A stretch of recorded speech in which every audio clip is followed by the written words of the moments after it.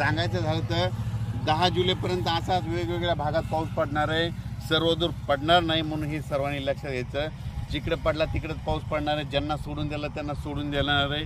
म्हणून जशी शेतीची कामं करायची वेळ असेल तशी तुम्ही शेतीची कामे करून घ्या, कारण की राज्यात असं सध्या तरी सर्वदूरचं वातावरण नाही, फक्त जास्त वरून राज्याची कृपा मात्र नागपूर, वर्धा, भंडारा, यवतमाळ, त्याच्यानंतर अमरावती, अकोला, बुलढाणा, त्यानंतर जळगाव, त्याच्यानंतर इकडं धुळे, नंदुरबार या भागाकडे जरा वरून राज्याची जास्त कृपा आहे। सध्या तरी पाऊस 10 तारखेपर्यंत त्या पट्ट्यामध्येच पडणार आहे आणि त्याच्यानंतर थोडाफार ते पाऊस काय होईल हिंगोलीकडं, नांदेडकडं, त्याच्यानंतर परभणीकडं, त्याच्यानंतर बीड जिल्ह्यात काही भागात, त्याच्यानंतर नगर जिल्ह्याच्या काही भागात, त्याच्यानंतर इकडं संभाजीनगरकडं, जालन्याकडं, बुलढाण्याकडे असा पडणार आहे म्हणून हा अंदाज लक्षात आहे। पण राज्यात तरी सध्या सर्वदूरचं वातावरण नाही, फक्त विखुरलेल्या स्वरूपातच पाऊस पडणार आहे, भाग बदलतच पडणार आहे, सर्वदूरचा सध्या पाऊस नाही।